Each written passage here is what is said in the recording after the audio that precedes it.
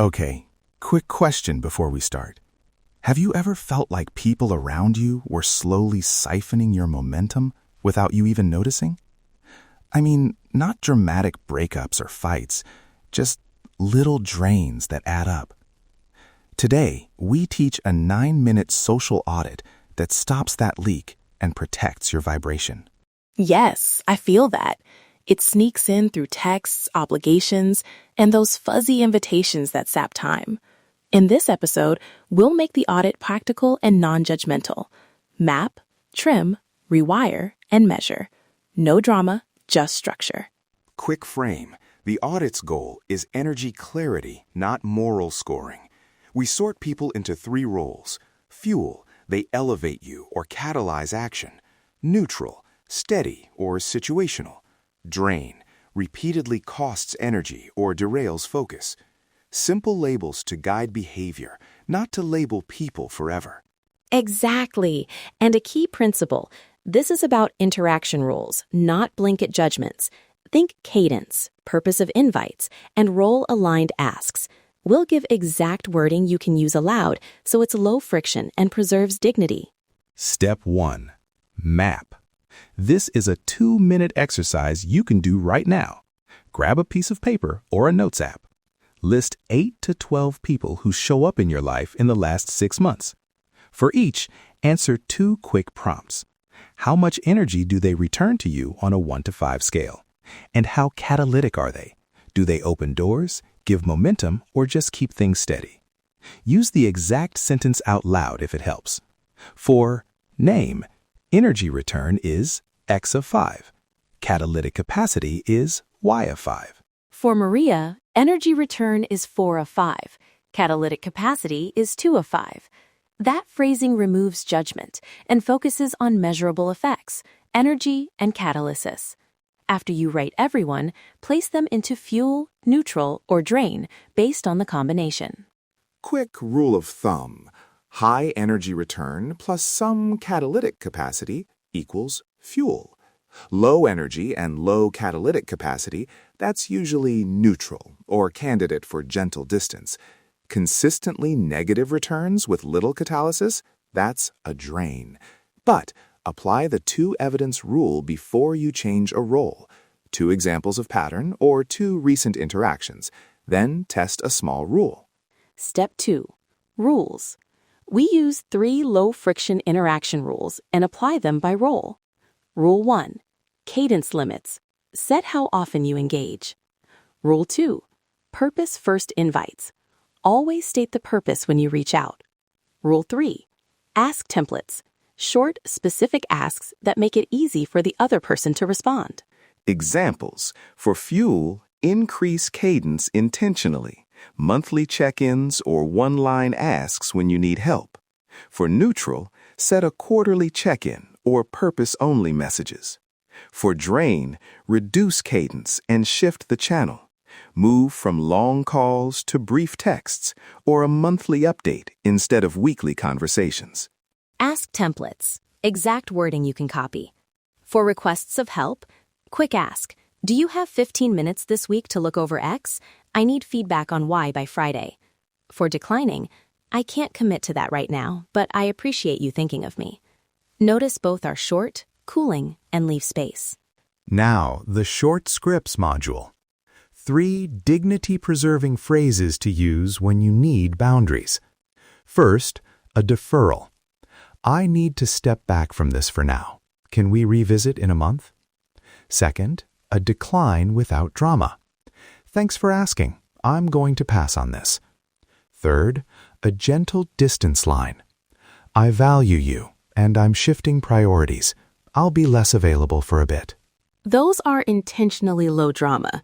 If you fear escalation, add a cooling phrase. I want to respond well, so I'm taking 48 hours to think and will follow up. That buys space and prevents reactive conflicts. Gentle distance patterns. Think phased and small. Phase 1. Reduce cadence by 50% for 2 weeks. Phase 2. Shift channel from calls to brief messages. Phase 3.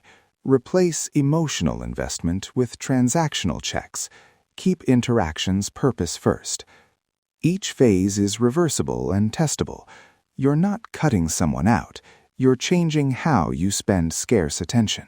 Fuel amplification is next. How to reliably activate supportive people without heavy context. One-line ask works. Name the person, the specific outcome, and one requirement. Example, Jordan, can you intro me to X for a 10-minute chat about partnerships? I need an intro this week. Minimal context, clear ask, easy to say yes or no. Also, frame the ask with expected investment. Would you be willing to spend 5 minutes to help me brainstorm? That sets boundaries and respects their time, which increases follow-through. Now the conservative 7-day audit to measure change. Each day, score 3 metrics for each relationship you test. Energy score, 1 to 5. Number of reactive moments, how many times you felt drained in interactions, and follow-through rate. Did requests result in outcomes?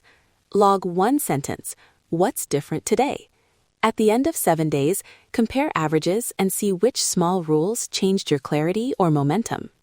Daily journal prompts. Day 1.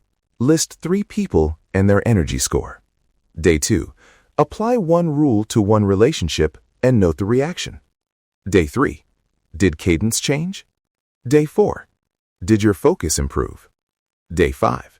Was your anxiety lower? Day 6. Did anyone step up?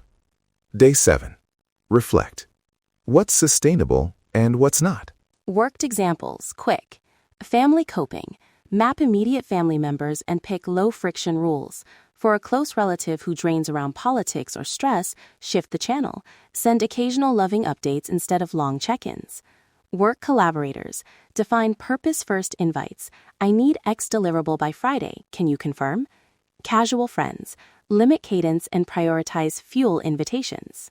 More on mistakes to avoid. Common failure modes. Guilt, you treat the audit like a moral scoreboard. Avoidance, you ghost or overcorrect. And over-policing relationships, micromanaging everyone. Quick reframe, this is energy stewardship, not punishment. Use phased tests and the 2 evidence rule to reduce guilt and premature cuts. If you feel guilty, ask, is this about protecting my capacity to do meaningful work? If yes, that's a valid reason. If your impulse is avoidance, schedule a short, honest message instead of disappearing. If you catch yourself over-policing, step back and make the test conservative. 1 week, 1 change. Maintenance. Do a monthly mini audit. 2 minutes, 3 names rotated each month. And keep a rotation rule. Never audit the same cluster more than once every quarter. For relationships that pause and resume, re-onboard with a simple line. Hey, I'm back in a place where I can engage. What do you need from me right now? That's dignified and clear. Okay, tiny guided micro run. Right now, pause for 10 seconds and name 3 people in your head. Pick one and decide the single rule you'll apply this week. Cadence limit, purpose first invite, or one-line ask. Make that choice now. I'll start. I picked 1 collaborator who distracts me with long strategy calls. My rule this week is a purpose-first invite. Let's do a 20-minute call focused on decisions A and B. Can you confirm availability? Short, precise, no fluff. And I picked a friend who often pulls me into long vent sessions. My rule, shift channel and reduce cadence. Send a message. I care about you. Can we do a 20-minute check-in on Saturday? I have limited time this week. Again, small and testable. Before we close, remember the mitigations we built in. This is a non-judgmental tool. Use 2 pieces of evidence before changing someone's role. Use cooling language and phased distance. Small tests beat sweeping moves. Run the 7-day audit. Share 1 insight with someone who supports your growth. And if it helps, tell us what changed. We want real stories of momentum protected, not dramatic exits. All right, that's the Inner Circle Audit. Keep it simple. Map, apply 1 rule, measure for 7 days, and protect your energy with dignity. You don't need permission to manage your attention.